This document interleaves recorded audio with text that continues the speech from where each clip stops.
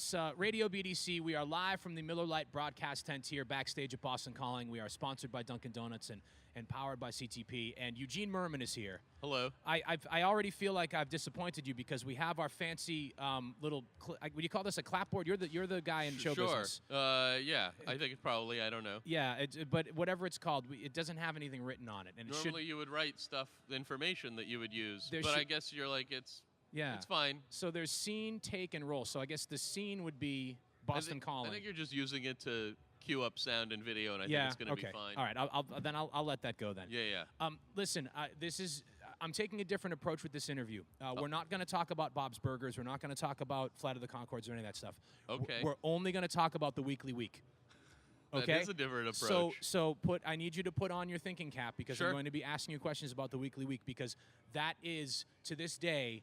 And I'm not one who hangs on to the past. I'm a progressive person. Sure. Radio BDC is all about new music, so I'm musically always very adventurous. But the Weekly Week is some of the funniest stuff I've ever read in my life.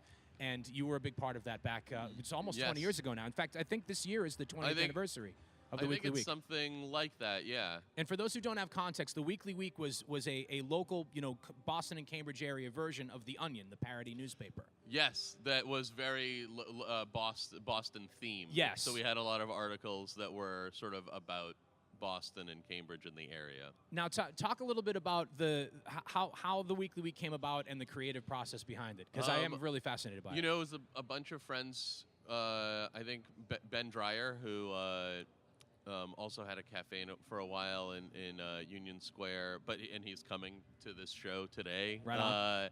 I think him and me and Brian Spinks and Bill Wasik, who now might be the editor of the New York Times Magazine, or deputy editor, but a bunch of us, Patrick Borelli, Brendan Small, who later went on to do Home Movies and Metalocalypse. There's a bunch of us, and we started this sort of weird, funny newspaper, and did that for maybe a few years actually here in Boston in the mid 2000s. And it was very local, and it was news parody, which at the time, I mean, there was really only, if you were into that kind of comedy, The Onion was kind of where it was at. Yeah, so and it was sort of before the web, so I don't even know. Yeah. But yeah. Or before I would get it really as a weekly. I was an undergrad at Northeastern University. Yeah, and we would drive around in a van dropping it off in various cafes, and there were lots of. I feel like our last issues there was one. The second to last issue might have said snakes are everywhere. Thank you. And then the following week we released an issue that said correction, snakes are not everywhere, and there were two places, maybe Davis Square and one other place there were no snakes. And that was the final, at least to my knowledge, the final issue. And I had always wondered, so I'm glad to have you here now. I'd always wondered, is that the reason why? Was it the blowback from the false reporting of the snakes being everywhere? I think it was that you needed money to have a newspaper. Yeah, and you still do. It was, I believe, I imagine. Yeah. It was before we could get web subscriptions. Indeed. But just, again, high comedy back in the day. So thank you, because snakes are not.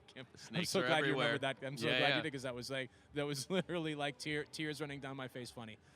Eugene, you're here to perform at Boston Calling.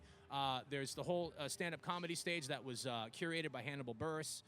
You're going to be performing, and talk a little bit about that, because this is a different, although really, is it different? I mean, you're a bit of a chameleon. I remember years ago seeing you open for Dresden Dolls. You've opened up rock shows, you do voice work, you can step out on stage and do comedy at a music festival, right? Yes, I've done comedy at, many music festivals have comedy, so I've probably done comedy at I don't know, 10, 20 music festivals. So this is nothing new. So it's not, and in fact, here it looks like the stage is inside a building, which is even better. Yes. Because sometimes it's in a tent, and then you're sort of trying to do comedy at the same time a band is really kicking ass. Then it's all of a sudden it's the end of the Eric Andre show, where he double books a comedian and a band, and it's all happening at the same time. Yes. Which those can be fun moments too, but maybe that not. That can be a very good time. Yeah. So, but yeah, I'm very excited to do Boston Calling. Excellent. It's great to be here and to be home. Yeah. This is your life here at Boston Calling from a Miller Lite broadcast tent, Adam 12 Live on Radio BDC. Thank you, Eugene. I appreciate it.